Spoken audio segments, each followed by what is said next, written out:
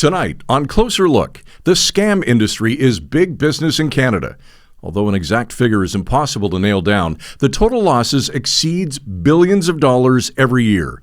Headlines coming out of Asia this week shed some light on who's making some of these fraudulent phone calls. Tonight on Closer Look, we take a look back at a recent episode of our Inside the Village podcast, where we spoke to a leading fraud expert in Canada about how you can protect yourself. What are some of the worst ones that are out there right now? We talked about phishing scams, the grandparent scam. Which one is really on the loose right now? Yeah, so we can look at it based on dollar loss, 2023 investment scams. Mm-hmm. So largely due to crypto investments. So, you know what, to begin with, Canadians generally more than likely don't have very much knowledge on the subject. Mm-hmm. Fairly new. So what happens is a victim goes on to, let's say, Google, looks up crypto investment. Chances are search engine optimization is being utilized. The first 5 to 10 results that come up are more than likely fraudulent cryptocurrency investment platforms.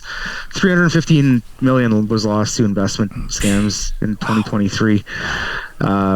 Another big one is we touched on it a bit, are the job scams, and the variation that we talked about is one of the main contributing factors because I mentioned the victim eventually putting their own money in. Well, what happens is if they do put let's say $1,000 or $2,000 in, they don't want to believe that they've lost that money, so they're going to continue trying to put that money in until they're able to withdraw the funds. Unfortunately, in the end, they're not, right? Emergency grandparent scam is another big one.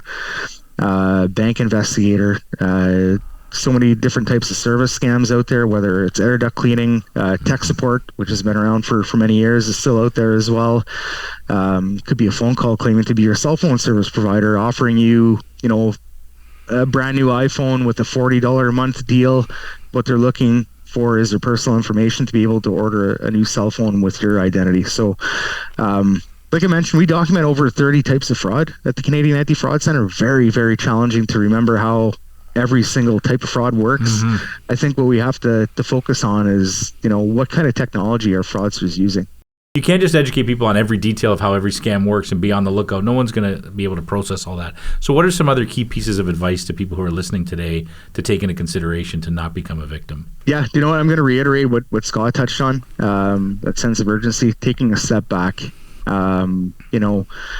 doing as much research as you can, whether, if you're considering investing into cryptocurrency, reach out to the Ontario Securities Commission if you're in Ontario.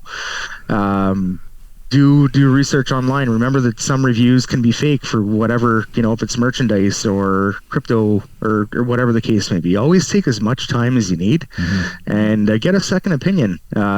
We see that, with phishing, for example, victimization happens very quickly where, a person in most cases realizes right after they clicked on the link or downloaded an attachment or provided personal information that something was wrong. Mm-hmm. Right. So, taking that step back can go such a long way.